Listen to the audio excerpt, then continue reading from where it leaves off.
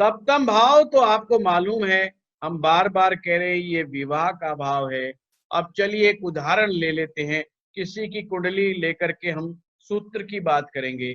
चलो मेष लगन की कोई कुंडली उठाते हैं, ऐसे ही हाइपोथेटिकल कुंडली उठा लेते हैं। और हमने यहाँ पर क्या समझना है, अगर पुरुष की कुंडली में है, पुरुष की कुंडली यानी कि मेल चार्ट है, तो आपको वीनस को देखना है। अगर फीमेल चार्ट है तो आपको जुपिटर को देखना है।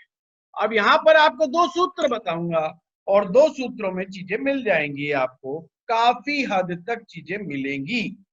अब जैसे फॉर एग्जाम्पल कि अगर ये मेष लगन की कुंडली है और शुक्र लगन पर आकर के मिला, कि मान लीजिए कि वीनस उस व्यक्ति के फर्स्ट हाउस में आ गया, शुक्र फर्स्ट हाउस में प्लेस्ड है, तो आप पाएंगे जीवन साथी स्वयं उसके पास आया है, जीवन साथी स्वयं उसके पास आया है और वहां से अप्रोच होगा कि जिससे आपने शादी की है, सबसे पहले इंक्लिनेशंस उनकी तरफ से सबसे ज्यादा होगा। जैसे कई बार आपने देखा होगा, लड़के वाले लड़की वालों की तरफ ज्यादा झुक जाते हैं।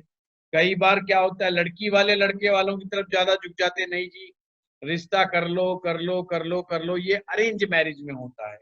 पर कई लव मैरिज में अक्सर लड़के की कुंडली में देखें तो लड़की स्वयं उसके पास आती है और उसे प्रपोज करती है या उसकी तरफ अट्रैक्ट होती है, और पहला अटेम्प्ट अक्सर लड़की की तरफ से होता है।